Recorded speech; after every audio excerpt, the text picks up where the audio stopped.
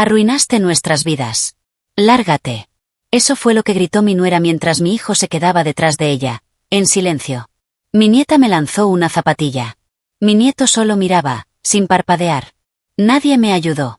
Nadie los detuvo. Así que solo tomé una bolsa y salí a la calle, al frío. Un mes después, mi teléfono no dejaba de sonar. Más de 50 llamadas perdidas. Un solo mensaje. Mamá, por favor. Es sobre Dylan. Está desaparecido. Y ahí fue cuando entendí que no me llamaban para disculparse. Me llamaban porque su mentira estaba a punto de explotar. Antes de comenzar, asegúrate de darle like y suscribirte. Y cuéntame, por favor, ¿cuál es una lección de vida que todos deberían aprender antes de que sea demasiado tarde? Déjala en los comentarios. Gracias. No recuerdo qué estaba haciendo cuando empezó todo. Probablemente doblando toallas, como siempre a esa hora. Pero de pronto, todo estalló. Arruinaste nuestras vidas. Nos arruinaste. Era Trisa, la esposa de mi hijo, gritándome desde la cocina, aguda y furiosa. Luego Kale, su hija de 22 años, mi nieta, chilló aún más fuerte. Tenías que abrir esa maldita boca. Y entonces Simone, la hermana menor de Trisa, sentada en la sala como si viviera ahí, dijo. Bueno, habla, ve, estás orgullosa de ti misma. Salí al pasillo todavía con una camiseta de Martín, mi hijo, el único hijo que crié, en las manos. Ahí estaban, los tres, alineados como si lo hubieran ensayado. Trisa en bata de seda y pantuflas, con la cara roja y unos papeles en la mano que no reconocía. Martín detrás, brazos cruzados, boca cerrada, como siempre que todo se ponía feo. No me defendió. Nunca lo hacía. ¿Qué hice? Pregunté sin alzar la voz. El corazón me retumbaba, pero no me moví. Kale se rió, cruel, cortante. No te hagas la tonta. Hablaste y ahora estamos jodidos. Miré a Martín. Desvió la mirada. Trisa dio un paso al frente. Todo lo que construimos, destruido. Porque no puedes cerrar la maldita boca por teléfono. Y de verdad, no sabía de qué estaban hablando. No había dicho nada sobre ellos. No chismeaba. Ni siquiera salía de casa. Siempre me mantenía al margen, como ellos querían. Si quieren gritarme, está bien, dije, con una voz más suave de lo que sentía. Pero al menos díganme por qué me están castigando. Simone cruzó los brazos. Ah, ¿ahora quiere explicaciones? ¿Quiere charlar? Trisa me lanzó los papeles a la cara. ¿Te das cuenta de lo que dijiste sobre los trabajos de Martín a gente que reporta esas cosas? Se me cayó el alma. Recordé una llamada de la semana pasada. Consultorio médico. Una mujer me hizo preguntas sobre los ingresos del hogar. Yo había dicho que Martín a veces hacía trabajitos aunque recibiera discapacidad. No lo dije con mala intención. Solo fue conversación ligera. No sabía que eso. No pensaste, me interrumpió Martín, al fin hablando. Ese siempre ha sido tu problema. Retrocedí un paso. Los dedos se me entumecían.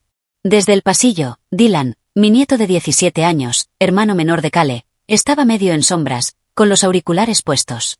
No dijo nada. No se movió. Solo miraba. Kale agarró algo de la mesa, una zapatilla, y la lanzó contra la pared detrás de mí. Ya hiciste suficiente daño. Escupió.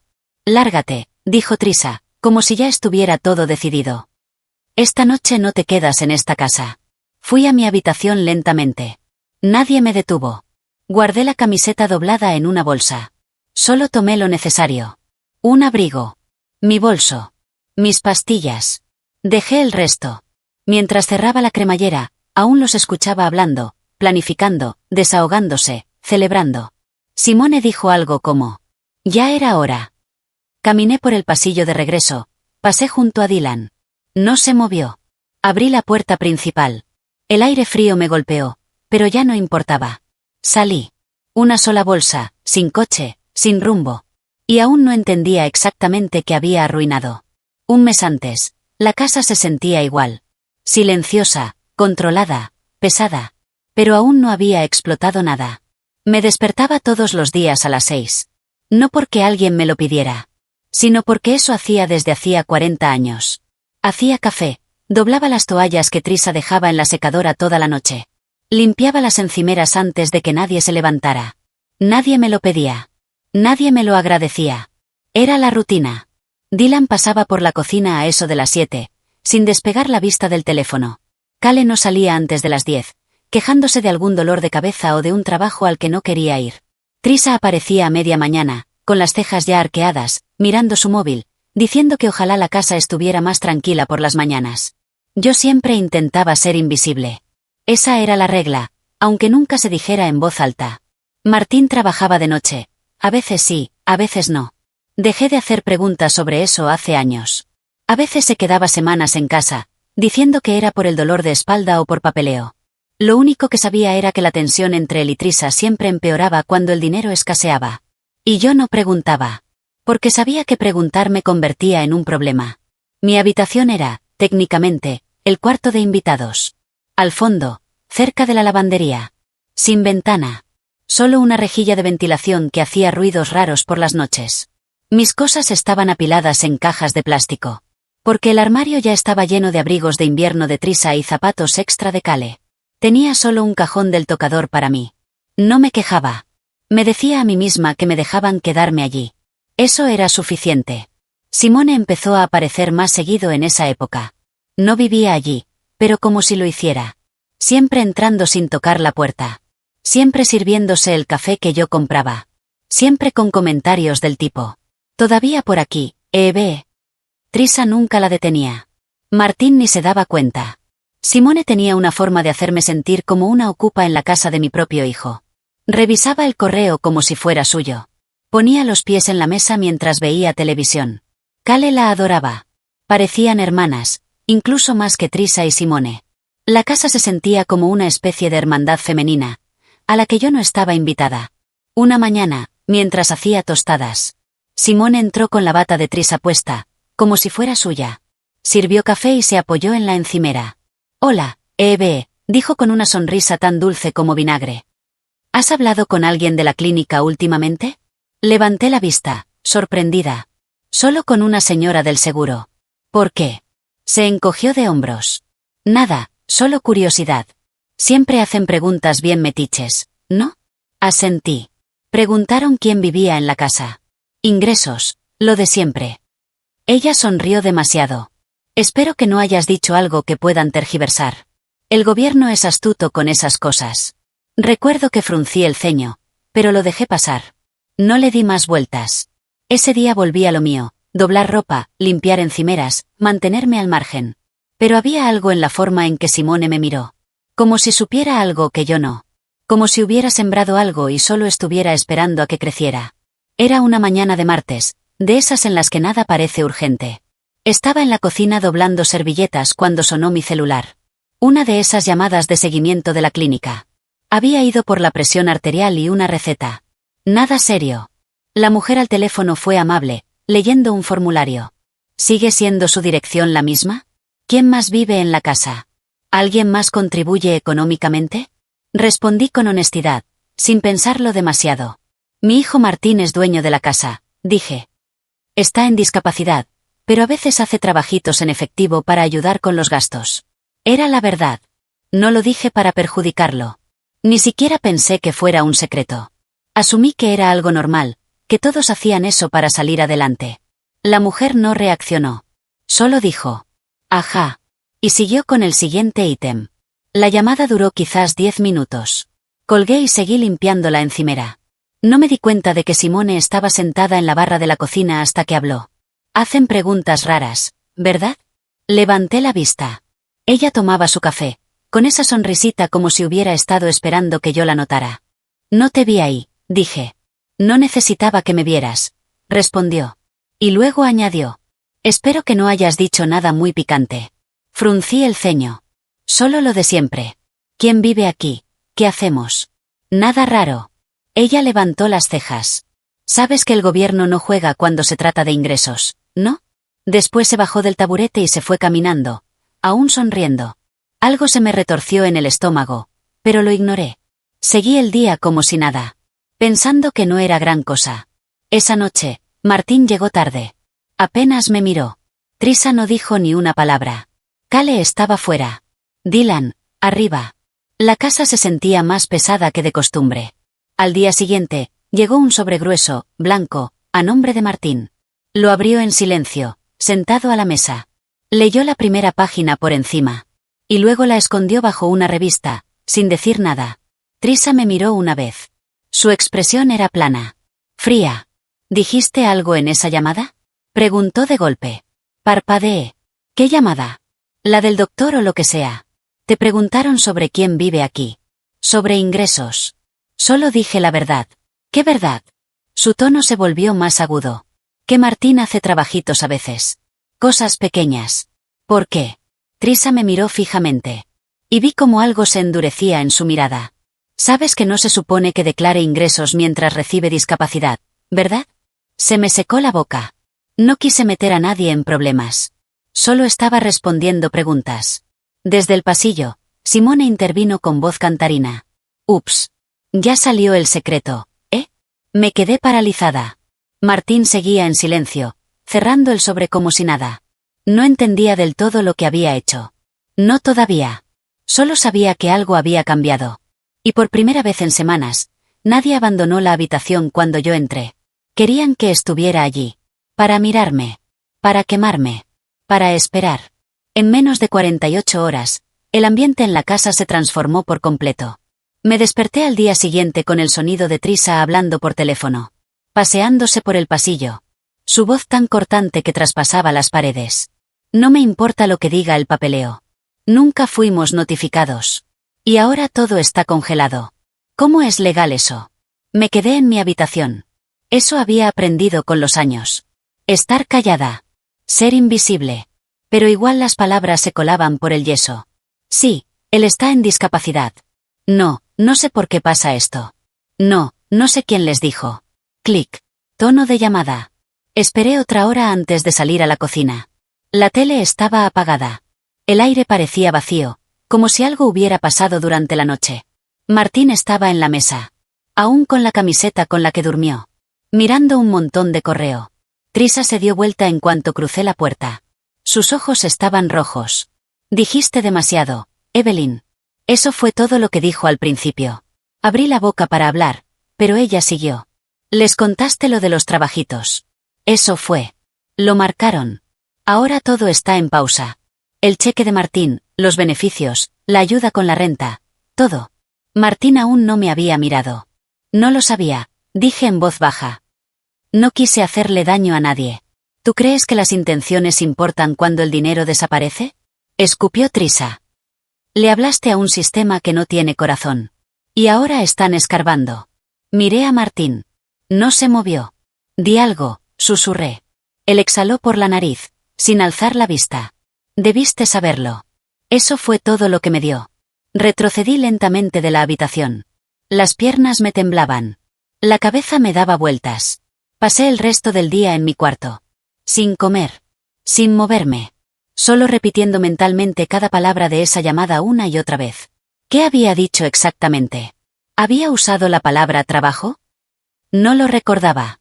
Al día siguiente, Simone apareció más temprano de lo habitual. No tocó la puerta. Nunca lo hacía. Entró a la cocina como si fuera su casa y dijo en voz alta. Así que, según escuché, nuestra soplona del hogar causó un susto gubernamental. Kale, sentada en la barra con un cuenco de cereal, rió sin despegar la vista del móvil. Es un peligro, mamá. En serio, ¿por qué sigue aquí? Trisa murmuró algo que no alcancé a oír. Y luego añadió. Tiene suerte de que le hayamos dado siquiera una habitación. Esperé unos minutos y luego salí como si no pasara nada. Nadie levantó la vista. Caminé junto a ellas para servirme agua. Y sentí como evitaban mirarme deliberadamente. Con intención. Como si fuera un fantasma. Simone sorbió su café y ladeó la cabeza. Tal vez ya estás perdiendo la memoria, Evelyn. Los cerebros viejos hacen eso. A veces no distinguen lo que es privado de lo que no. Kale soltó una risita. Deberíamos ponerle uno de esos monitores para bebés. A ver qué más suelta por ahí. Las manos me temblaban mientras servía el agua. Pero no dije una palabra. Porque ahora lo entendía. No era confusión. No era enojo. Era un castigo. Era un ajuste de cuentas. No solo estaban molestos. Me estaban preparando para el exilio. Y ninguno de ellos, ni siquiera mi hijo, tenía intención de detenerlo. 3 días después de que llegara el sobre. Después del silencio. Después de las miradas frías de Martín y el veneno de Trisa. Supe que el daño era permanente. Esperé, todavía, Que alguien se calmara. Que tal vez reconocieran que yo no quería hacerle daño a nadie. Pero solo empeoró. La casa se convirtió en un escenario. Y yo era el adorno alrededor del cual todos actuaban. Escuché a Simone hablando con alguien en altavoz, diciendo cosas como: Evelyn está perdiendo la cabeza, y se está convirtiendo en un problema. Y luego, como fingiendo un susurro que claramente quería que oyera: y ni siquiera paga renta. Esa noche, Trisa y Simone anunciaron que harían una noche de chicas en la casa. Algo que no hacían desde hacía meses.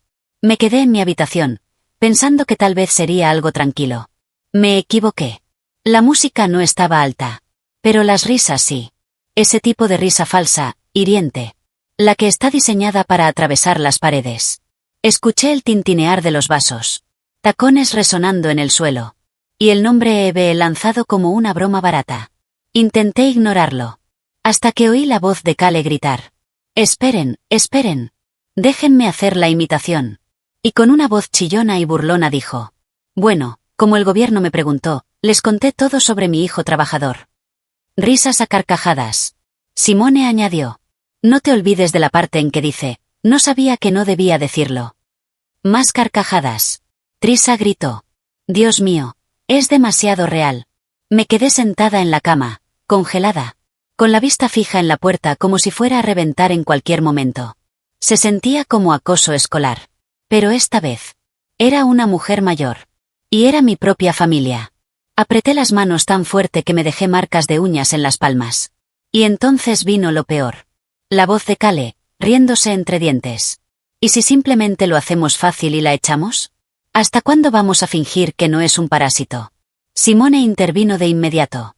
Yo digo que hagamos que se vaya sola. Así nadie tiene que sentirse mal. Plantar la semilla. Que ella misma haga la maleta. Y Trisa lo remató con una risa seca y dijo: Ay, querida. La semilla ya está plantada. No lloré. No salí dando portazos. Solo me quedé ahí sentada en silencio, escuchándolas reír. Sentí que me hacía más pequeña con cada segundo. Desapareciendo. En la misma casa por la que una vez ayudé a pagar. Cuando Martín tenía 22 años y estaba arruinado, rogándome ayuda. No querían que me fuera.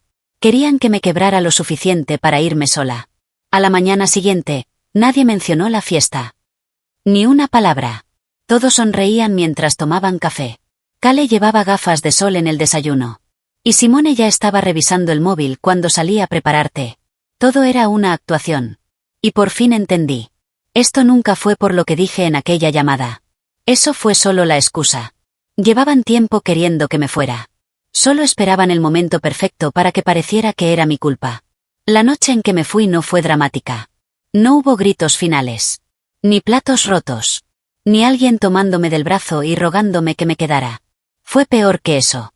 Fue silencioso. Planeado. Intencional. Como si todos en esa casa ya hubieran acordado en silencio que yo no pertenecía allí. Y ahora solo esperaban que yo lo aceptara. Trisa cocinó pollo esa noche. Y nadie me ofreció un plato. Cale pasó junto a mí como si fuera una lámpara. Simone estaba en el comedor, bebiendo vino. Riendo por un meme en su celular. Con las piernas sobre la silla donde yo solía sentarme. No me hablaron. No me reconocieron. El mensaje era claro. Ya no eres bienvenida aquí. Comí 2 galletas saladas y media banana en mi habitación. Con las luces apagadas. La televisión en silencio. Solo para tener algo de ruido de fondo que no sonara a ellos. Cerca de las 9, salí para dejar mi taza en el fregadero. Martín estaba en el sofá. Brazos cruzados. Mirando la televisión como si le debiera algo. Dije su nombre. No se giró. Martín, repetí. ¿Podemos hablar un segundo? Nada. Trisa salió del cuarto de lavado, me vio y dijo: ¿Todavía estás aquí? Eso fue todo.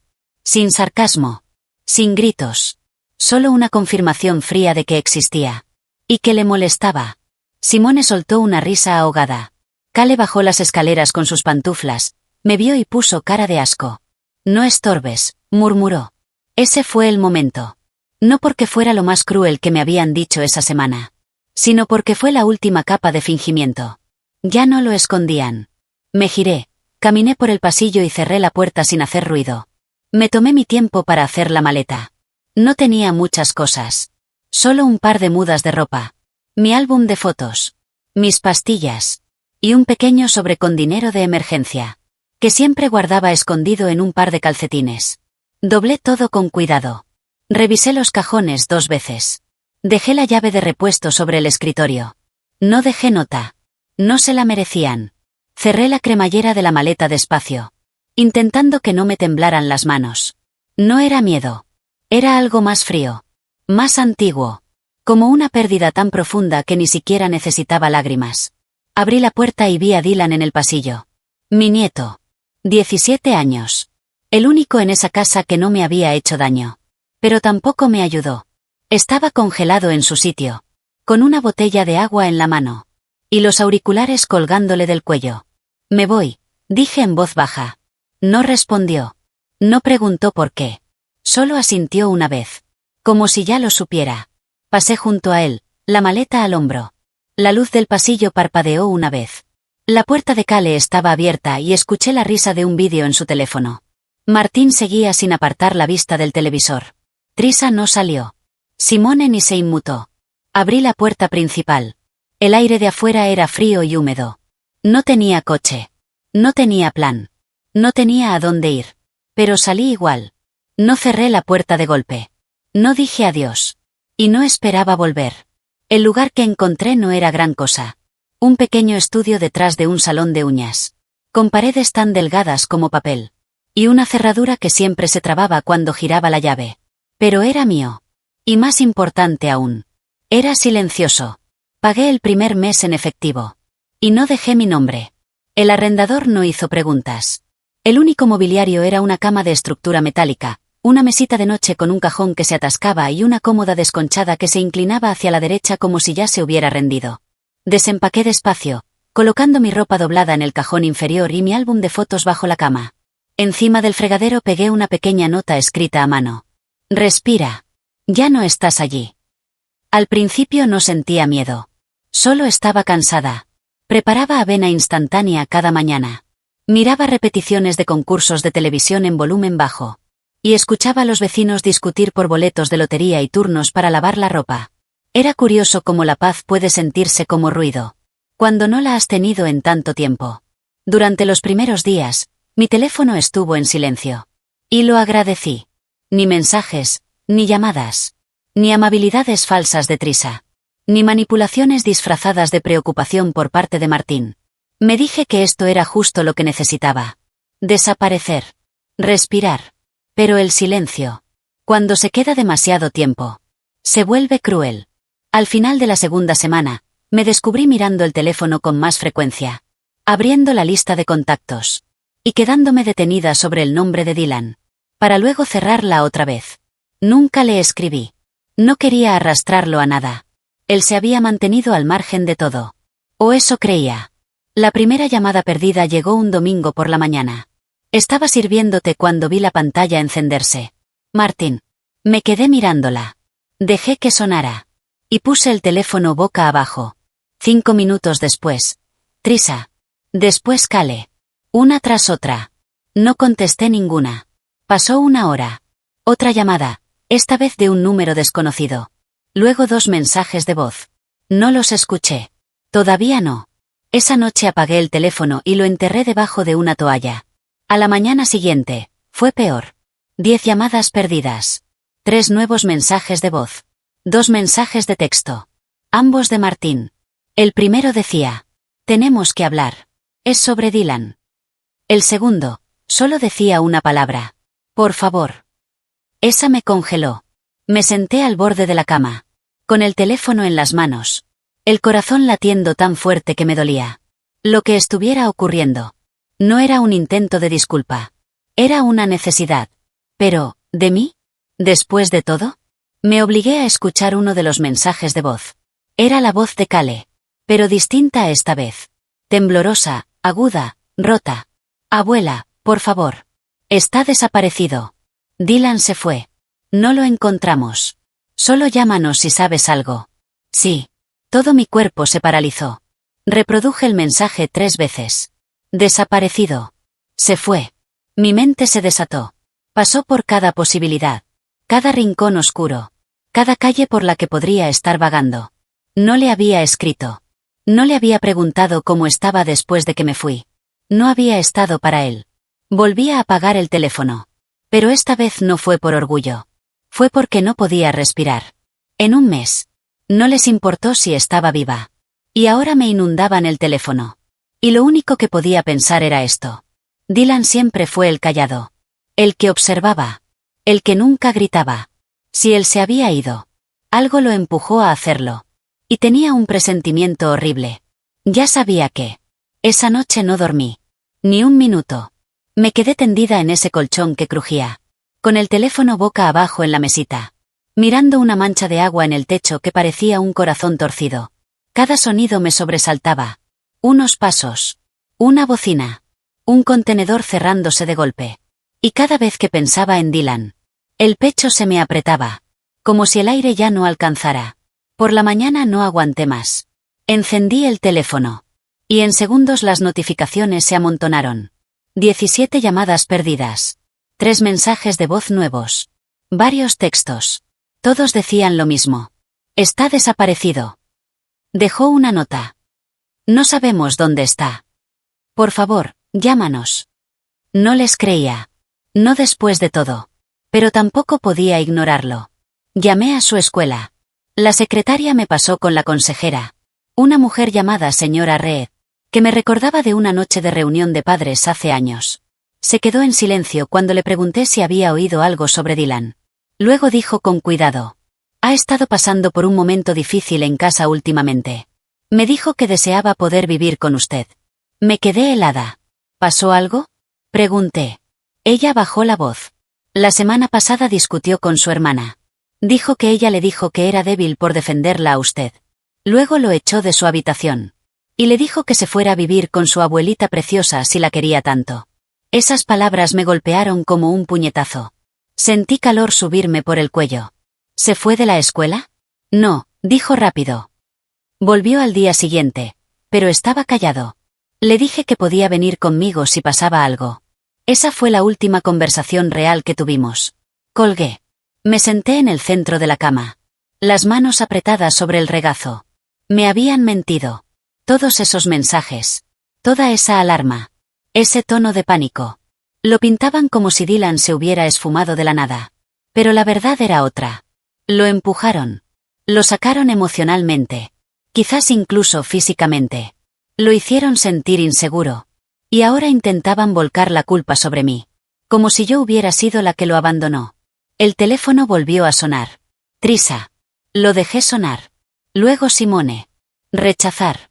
Luego Martín. Ese sí lo contesté. ¿Hola? Dije. Hubo una pausa. Mamá. Su voz se quebró. Por un segundo, escuché al niño que alguna vez fue. Aquel que me llamaba desde estaciones de servicio cuando su coche se averiaba. ¿Qué pasó? Pregunté, firme pero fría.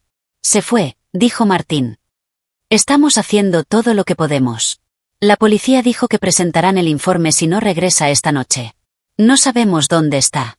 No se llevó el teléfono. No respondí. Aún no. Dejé que el silencio flotara. Pensamos que tal vez fue contigo, añadió. ¿Por qué haría eso? Pregunté. Otra pausa. Y entonces lo dijo. Porque eres la única persona de la que aún habla con confianza. Ese golpe sí llegó. No dije nada. No le conté lo que me había dicho la consejera. No le dije que ya sabía que Cale lo había echado. Ni que podía imaginar a Simone susurrándole al oído. Que era un blando. Un traidor por seguir leal a una anciana que ellos ya habían descartado hace tiempo. Solo dije esto. Si sé algo de él, te avisaré. Y colgué. Me quedé sentada. Agarrada al borde de la cama. Con el corazón golpeando como un tambor. Esto no fue un accidente. Esto no fue una fuga. Esto fue lo que ocurre cuando un chico finalmente ve la verdad. Y quienes lo rodean no quieren que la vea. Y si Dylan aparecía en mi puerta, sabía algo con absoluta certeza. No pensaba devolverlo. Era poco después del mediodía al día siguiente cuando recibí la llamada. Número desconocido. Sin mensaje de voz. Solo un timbrazo que ni siquiera llegó a sonar completo antes de cortarse. Me quedé mirando la pantalla unos segundos. Y marqué de nuevo, esperando silencio. O algún mensaje de estafa. Pero alguien contestó. ¿Hola? Una voz joven, masculina, respondió con inseguridad. No la reconocí. Habla Evelyn, dije con cautela. Estoy tratando de contactar a Dylan. Hubo una pausa. Luego una respiración profunda. Sí, espera. El sonido del teléfono se volvió confuso. Unos pasos. Una puerta que crujía. Y entonces lo escuché. Abuela, dijo. Su voz era pequeña, temblorosa, como si no hubiera hablado en horas. Dylan, suspiré. ¿Estás bien? ¿Dónde estás? Estoy a salvo, respondió rápido. Estoy con Malik. Me dejó quedarme en su casa. No sabía qué más hacer. No quería ir a la escuela hoy y que llamaran a casa. Se me doblaron las piernas y me senté al borde de la cama. ¿Estás herido? ¿Necesitas algo? No, dijo. Solo. ¿Puedo ir contigo? Esa pregunta me quebró algo por dentro. Claro. Cuando quieras. Ahora mismo. Guardó silencio un momento, y luego dijo. Nos mintieron, ¿verdad? Hicieron que pareciera que me fui por mi cuenta. Pero ellos me echaron. No necesitaba preguntarle qué había pasado. Ya lo sabía. Pero quería escucharlo de su voz. Quería que él nombrara la verdad. ¿Qué te dijeron? Cale me llamó traidor, contestó. Su voz sonaba tensa, como si se estuviera aguantando las lágrimas. Me dijo que era patético por defenderte. Que si te quería tanto, que me fuera a vivir contigo. Luego abrió la puerta de mi cuarto. Y lanzó mis cosas al pasillo. Trisa no dijo nada. Simone se rió. Martín me dijo que dejara de exagerar. Que no hiciera un drama. Cerré los ojos. Las manos me temblaban. No hiciste nada malo, dije con suavidad. Ellos solo no soportan que los veas como realmente son. Hubo otro momento de silencio. Y luego susurró. No quería que te fueras. Quería decir algo. Pero no supe cómo. Lo sé, dije. No tienes que explicarme nada. ¿Puedes venir por mí? Preguntó. La casa de Malik está a un par de barrios de distancia. ¿Puedo mandarte la dirección? Sí, respondí de inmediato. Llego lo más pronto que pueda. Me mandó la dirección por mensaje apenas colgamos. Tomé mi abrigo, mi bolso. Y salí sin mirar atrás. El trayecto en autobús fue lento. Cada parada era una prueba de paciencia. Cada ruido en la calle me hacía mirar el teléfono, temiendo que cambiara de opinión. Cuando por fin llegué, estaba sentado en los escalones del frente, con la capucha puesta y un bolso a sus pies. Se puso de pie al verme. Y por un segundo, pensé que se iba a derrumbar ahí mismo. Pero no lo hizo. Me abrazó. No fue un abrazo rápido ni cortés. Fue el tipo de abrazo que dice: eres la única persona que me ha hecho sentir seguro. Lo abracé con la misma fuerza. No hablamos mucho durante el regreso. Llevaba la capucha puesta, la cabeza baja, los auriculares puestos. Y yo no lo presioné. Al llegar a mi apartamento, miró alrededor como si descubriera un nuevo mundo. Pequeño, pero tranquilo. Susurró. Ya se siente mejor. Le preparé té y lo dejé estar en silencio. No preguntó por los demás. No dijo sus nombres. Solo desempacó despacio. Dobló su ropa con cuidado. Y dejó el teléfono boca abajo sobre la mesita de noche. Como si no quisiera que existiera. Esa noche, durmió como una piedra. Sin pasos. Sin gritos. Sin puertas cerradas con llave. Solo silencio. Solo paz. Y por primera vez desde que salí de esa casa, no me sentí sola. El golpe en la puerta llegó 2 días después. Seco, rápido. Como si quien estuviera afuera no pensara esperar una invitación. Supe que eran ellos antes de mirar por la mirilla. Trisa estaba del otro lado. Con un abrigo beige. Como si estuviera fingiendo ser alguien que no era. Martín estaba a su lado. Mirando hacia el suelo. Como un adolescente atrapado copiando en un examen. No abrí de inmediato. Los dejé golpear otra vez. Y otra. Hasta que finalmente entreabrí la puerta. Y me asomé a medias. Solo queremos hablar, dijo Trisa rápido. Con los ojos escaneando el interior. Como buscando a Dylan. No venimos a pelear, añadió Martín. Sin levantar la vista. No dije nada. Solo abrí la puerta un poco más. Y me hice a un lado. Entraron como si el lugar les perteneciera. Caminando directo a la pequeña mesa de la cocina. Como si fuera una sala de juntas. Trisa cruzó las piernas y sonrió. Una sonrisa que no le tocó los ojos. Venimos porque estamos preocupados, empezó. Por Dylan, por cómo se ve todo esto. Levanté una ceja. ¿Cómo se ve para quién? Titubeó. Para la escuela, los vecinos, servicios sociales. Tiene 17 años. La gente está haciendo preguntas. Me apoyé contra la encimera. ¿Y de quién fue la idea de tirar sus cosas al pasillo? Esa pregunta le borró la sonrisa. Martín se removió en su asiento. Estaba actuando, murmuró. Nos enfrentó delante de todos. Dijo que éramos abusivos. ¿Sabes cómo suena eso? Suena a que estaba diciendo la verdad, respondí, sin alterar el tono. Tenía miedo. Y eso no les gustó. Trisa se irguió en su asiento. Tú no sabes lo que es criar a 2 hijos. Pagar las cuentas. Lidiar con una hermana que nunca se va. Y una suegra que querías fuera desde el primer día. Completé yo. No finjamos que esta conversación es por el bienestar de Dylan. Esto es control de daños. La comisura de su boca se movió. Pero no lo negó. Martín finalmente me miró. ¿Está bien? Preguntó. No ha respondido ninguna de nuestras llamadas. Está a salvo, dije. Y no quiere volver. Lo dejó muy claro. Trisa resopló. Es un niño. No puede decidir todo por sí solo. Tiene 17, le respondí. Suficiente para saber cuándo está siendo manipulado. Suficiente para saber quién está realmente ahí cuando todo se derrumba.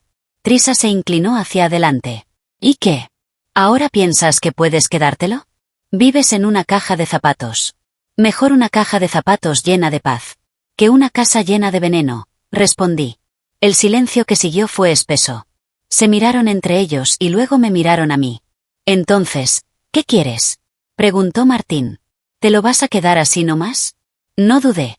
Sí. A menos que él me diga lo contrario. La voz de Trisa se elevó un poco. Tú no tienes la custodia.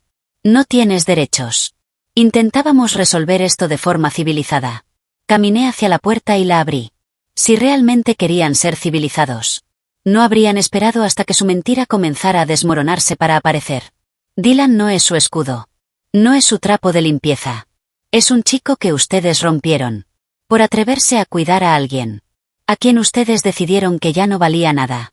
Ninguno de los dos se movió. Si él quiere hablar con ustedes, él se los hará saber. Hasta entonces, no vuelvan. Se pusieron de pie lentamente. Trisa me fulminó con la mirada. Como si tuviera algo más que decir. Pero, por una vez, no lo hizo. Martín asintió una sola vez. Luego se dio la vuelta. Y la siguió hacia afuera. Cerré la puerta con llave detrás de ellos. Dylan salió del baño unos minutos después. No preguntó quién era. Solo me miró y dijo. ¿Les dijiste? Todo lo que necesitaban escuchar. Respondí. Él asintió y volvió a cepillarse los dientes. Esa noche preparamos sándwiches de queso a la plancha. Y vimos una comedia tonta en silencio. Ninguno de los dos rió mucho. Pero era tranquilo. Era nuestro. Y por primera vez, no sentí que vivía en la historia de otra persona. Estaba viviendo la mía. A la mañana siguiente, fui a la oficina de asistencia legal para familias. Caminé hasta allí con mis documentos en una bolsa reciclada del supermercado. Y esperé casi una hora en una silla de plástico. Mientras Dylan se quedó en casa haciendo sus tareas. En mi diminuta mesa de cocina. Cuando finalmente llamaron mi nombre. Me recibió una mujer llamada señorita Arlo. De unos 40 y tantos años. Eficiente, directa. De esas que hacen preguntas. Que una nunca se atrevió a responder en voz alta. ¿Ha sido abandonado? ¿Ha sufrido daño físico? ¿Le han negado acceso a comida o a la escuela? Le conté todo. Con cuidado, con honestidad. Sin exagerar. Le conté cómo lo habían atacado emocionalmente. Cómo lo echaron. Cómo tenía mensajes de voz. Mensajes de texto. Cómo la orientadora escolar confirmó que no se sentía seguro. Le mostré los registros de llamadas. Y las publicaciones en redes sociales de Cale. La noche que me fui. Incluida una con el texto burlón. Finalmente echamos al parásito. La expresión de la señorita Arlo no cambió mucho. Pero vi cómo empezó a tomar notas más rápido. Tú no eres su tutora legal, dijo. Pero según lo que me has mostrado, podemos presentar una solicitud de custodia temporal de emergencia. Se me revolvió el estómago. ¿Y funcionará? Depende del juez, respondió. Pero forzará una audiencia. Y con esto, dijo, tocando los mensajes impresos. Tienes bases sólidas. Salí de esa oficina con los papeles en la bolsa. Y la espalda un poco más recta que en semanas. Cuando llegué a casa, Dylan seguía sentado exactamente donde lo dejé. Auriculares puestos. Un plato de tostadas a su lado. Alzó la vista y sonrió. Un poco. Lo justo. Le conté lo que había hecho. Y él asintió, como si ya supiera que lo haría. No tienes que luchar contra ellos, dijo. No voy a volver allí. No lucho por ellos, le respondí. Lo hago para que nadie pueda alejarte. De donde por fin estás a salvo. La semana siguiente pasó lento. Esperé la fecha de la audiencia. Limpié sin parar. Cociné más de lo que podíamos comer. Dylan empezó a dormir mejor. Bromeaba un poco más. Se sentaba más cerca. Ya no se sobresaltaba. Cuando algún vecino daba un portazo. Una noche, me mostró un dibujo que había hecho para su clase de arte. Solo lápiz sobre papel. Un pequeño apartamento. Con luz entrando por una ventana. Y 2 sillas junto a una mesa. Era mi casa. Tal como es. No lloré. Pero guardé ese dibujo bajo la almohada durante días. La audiencia finalmente llegó. No fue dramática. No hubo discursos apasionados. Ni golpes de martillo. Solo un juez. 2 abogados. Y una pila de pruebas. Martín no se presentó. Trisa sí. Pero apenas habló. Su abogada intentó decir que yo había manipulado a Dylan. Pero el juez leyó los mensajes de texto. Los audios. La carta de la consejera escolar. Escuchó. Me miró. Luego a Dylan. Luego a Trisa. Y firmó la orden. Custodia temporal concedida. Salí de ese juzgado. Tomando la mano de Dylan. Como si tuviera 5 años otra vez. No 17. No hablamos durante el camino de regreso. No hacía falta. Cuando llegamos, preparé la cena. Macarrones con queso. Con mantequilla de verdad. No en polvo. Y comimos sentados en el suelo. Porque aún no teníamos una mesa como la gente. Y no importaba. Porque esa noche, sabía que nadie podía arrebatármelo. Nadie podía volver a silenciarnos. Y esa familia, que una vez usó la culpa y el poder para hacerme sentir pequeña, acababa de perder a la única persona, que siempre me vio con claridad. Esto no se trataba de venganza. Se trataba de asegurarme de que el ciclo terminara conmigo. Han pasado 2 meses. Desde que el tribunal me otorgó la custodia temporal. Y en todo ese tiempo, ni una sola persona de esa casa ha vuelto a tocar mi puerta. Ni llamadas. Ni mensajes. Ni Simone. Ni Cale. Ni Trisa fingiendo disculpas. Incluso Martín se mantuvo lejos. Al principio pensé que quizás se estaban reorganizando. Planeando una contrademanda. Pero el silencio se mantuvo. Y entonces lo entendí. No perdieron a Dylan por accidente. Lo entregaron. En el momento exacto en que dejó de ser útil. Ya no era su niño dorado. Ya no era su mediador obediente. Ahora era mío. No en el sentido de propiedad, sino en el sentido de alguien que elige quedarse a tu lado. Cuando todos los demás le dijeron que se fuera. Nuestro apartamento sigue siendo pequeño. Sigue siendo barato. Y sigue siendo ruidoso por el salón de uñas de abajo. Pero ahora hay arte en las paredes. Dibujos de Dylan. Y listas de compras pegadas en el refrigerador. Y 2 sillas en la mesa, en lugar de una. Yo preparo el desayuno. Y él realmente se lo come. Hace sus tareas en el sofá. Mientras yo tejo. Leo. O riego la planta falsa junto a la ventana. Que sigo olvidando que no es real. A veces nos reímos. No todos los días. Pero lo suficiente. Lo suficiente para recordar lo que se siente estar a salvo en tu propio espacio. El otro día, Dylan me preguntó si creía que alguna vez volvería a la casa antigua. No para vivir, dijo. Solo para hablar. Le dije la verdad. No me fui porque me echaron, le dije. Me fui porque finalmente entendí que nunca iban a dejar de intentar convencerme de que no valía nada. Él no dijo nada. Solo asintió. Y me pasó el último pedazo de tostada. No sé cómo se ve el futuro. No soy ingenua. Sé que la custodia temporal. Es solo eso, temporal. Pero por ahora, él está aquí. Eligiendo esto. Y no dejaré que nadie le quite eso otra vez. A veces, tarde en la noche, todavía pienso en el momento en que salí de aquella casa. En lo frío que estaba el aire. En lo sola que me sentía. En la vergüenza que me invadía. Como si de algún modo yo hubiera fallado. Pero ahora sé que no fallé. Sobreviví. Me adapté. Protegí al único que alguna vez me vio de verdad. Y al hacer eso, finalmente me protegí a mí misma.